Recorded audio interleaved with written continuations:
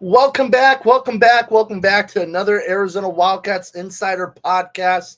I'm your host, Troy Hutchison, and we are getting ready for the 2025 college football season. Arizona is just 22 days away from kicking off its 2025 college football season against Hawaii, the Rainbow Warriors.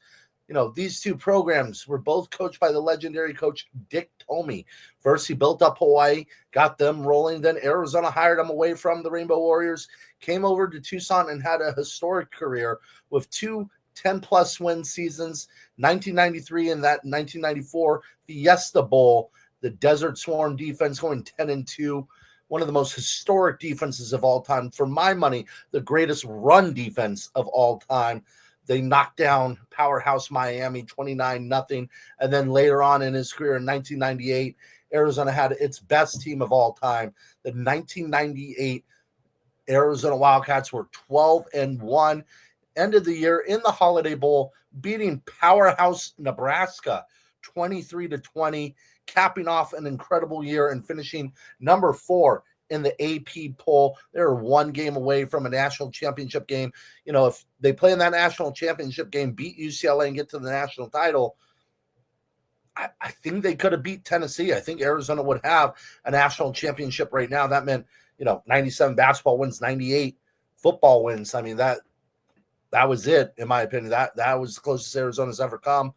And, if the ball bounces a certain way for UCLA against Miami, maybe Arizona's in the Rose Bowl. But a terrific year. They finished number 4 in the country. Dick Tomey, a legendary career here at Arizona and putting together that Desert Swarm defense, that gritty, tough defensive mentality, running the ball, the Polynesian connection, Samoan Polynesian connections, the Texas connections, the Southern California recruiting in the state.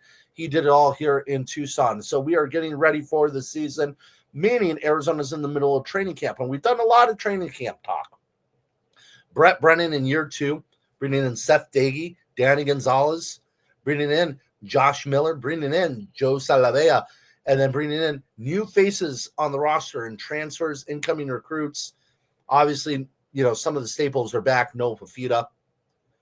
Defensive guys like Trey Stukes, Dalton Johnson, Genesis Smith, Tay Brown, just to name some, home names, some big-time names. Guy like Genesis Smith could be in the NFL very soon after this season. But we've done a lot of training camp talk. And understandably so. It's that time of year. And we've been evaluating day in and day out, and we'll continue to do so. But today's podcast, I want to look back at the past a little bit. I'm feeling a little nostalgic. Recently, Arizona announced that they will be adding 2 names to the Ring of Honor. Right now, Arizona has 52 former football players in its Ring of Honor. That is harder to get into than the Arizona Sports Hall of Fame, believe it or not, in terms of the criteria to get in. All-American, all-conference, all-defense, all-offense awards. You have to do something spectacular to get into that Ring of Honor. And Arizona will be honoring 2 guys, making it 54 former football players in the Ring of Honor. And let's talk about the first one.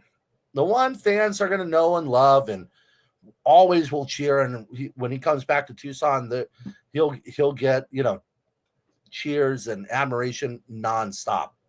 And that's wide receiver Tetairoa McMillan. Now you say, you know what? It's only a year removed. Why do it now? Because why the hell not? Why the hell not? He is the greatest receiver in the history of this program. It's not even close. He is the greatest offensive player in the history of this program. No offense to Kadeem Carey. No offense to Nick Foles. No offense to Tron candidate.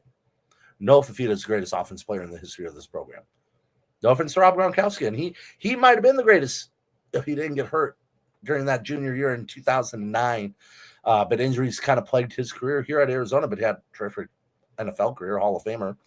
But Noah Fafita Tetairoa McMillan is the man.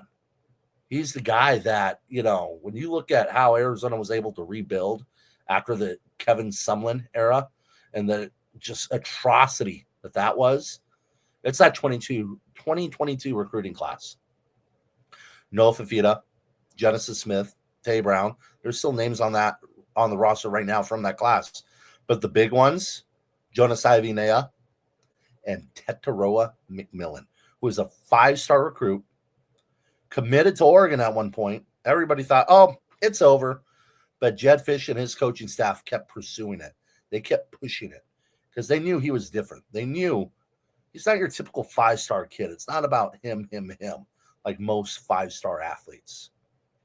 It's about the team. And oddly enough, when talking about Dick Tomey, that's the phrase, the team, the team, the team. And that's all Tetaroa McMillan was about. He came into Arizona and completely dominated from his freshman year in a loaded receiving corps. Jacob Cowling, Dorian Senior, Tetaroa McMillan. Tetaroa still had over 700 plus yards with 2 1,200-yard receivers on his roster and 8 touchdowns on just 30-something receptions. I mean, the man's a monster. And then to have the breakout year when Arizona goes to the Alamo Bowl, 1,300 yards, I believe 8 to 11 touchdowns, somewhere in there, 80-something receptions. The guy cannot be stopped. I've covered many great athletes in my time. Bijan Robinson at South Point when I was covering high school football. There's only one player I'd put in Bijan's category because Bijan's one of the best players I've ever covered. And I would say he is the second best player I've ever covered. And number one is Tetaroa McMillan. And that's high praise because I think Bijan Robinson is a future Hall of Famer. If he stays healthy, everything works out in his NFL career, he will be wearing a gold jacket. Meaning, I believe that Tetaroa McMillan will be a future Hall of Famer. I think he's going to kill it in the NFL. I think he's going to crush it with the Panthers. Who knows if he moves on after his rookie deal and looks for something else. But, I mean, you're talking about a guy that can completely change a program, completely change a franchise. You know, Bryce Young's had his issues, but he's never had a receiver like Tetaroa McMillan. The Panthers have never had a receiver like Tetaroa McMillan. Sorry, Steve Smith. They're not as good as T-Mac. And I'm sure he's going to hate hearing that because Steve Smith's a Hall of Fame receiver. Steve Smith's one of the best route runners in NFL history. Tetaroa McMillan is in the class of Larry Fitzgerald. Plain and simple. So that's why Arizona's honoring him. All the records he broke, All-American, one of the greatest players in the history of this program. He deserves to be in the Ring of Fame. The second one, not many fans my age or younger are going to remember, but I tell you what, he's right up there with any cornerback in the history of this program. He helped laid the foundation for the Wildcats in the Larry Smith era, building the foundation, building the program. You know, in his first year, they went 5-6. From that point on, they went 6-5, 6-4-1, and 7-3-1.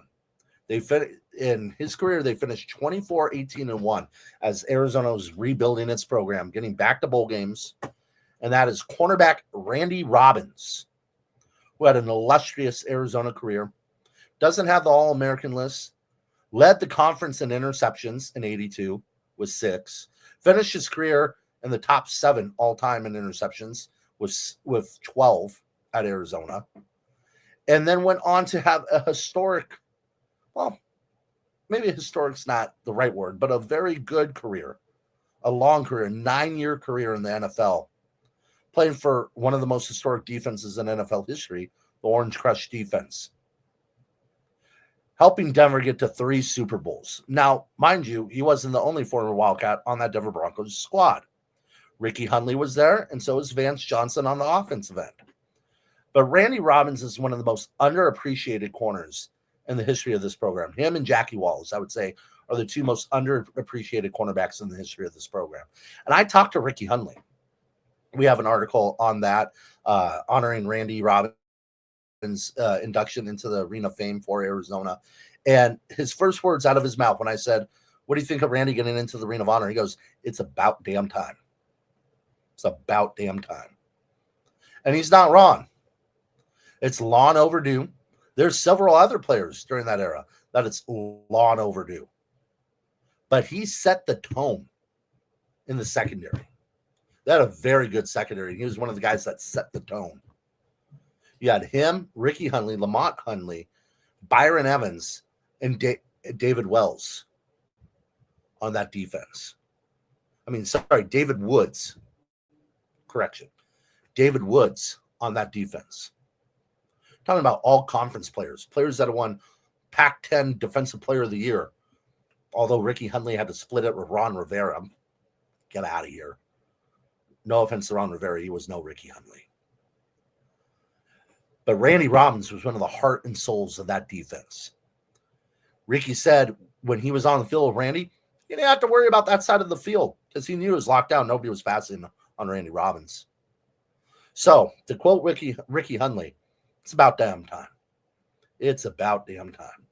So, good job, Arizona, getting Randy Robbins in the Ring of Honor. It's about time. I'm glad it happened. Brett Brennan understands the history of this program. Coaches really don't make that decision. It's more of an administrative thing. So great job on Desiree Reed-Francois and the administration to getting them in there because it's long overdue. That number 31 has never been a better 31 in U of A football history. So, again, congratulations to Tetairoa McMillan and Randy Robbins. And we'll have more coverage of Arizona football training camp as the days go along, as we get closer to the season. I hope you enjoyed today's episode. Follow us at Arizona Wildcats on SI. Go to that website. Then on Twitter, at Arizona Wildcats on SI is our Twitter handle. Or you can follow myself, Troy Hutchison, at THutch1995. Again, I appreciate you guys. Love you guys. And I hope you guys enjoy our coverage of Arizona football this upcoming season.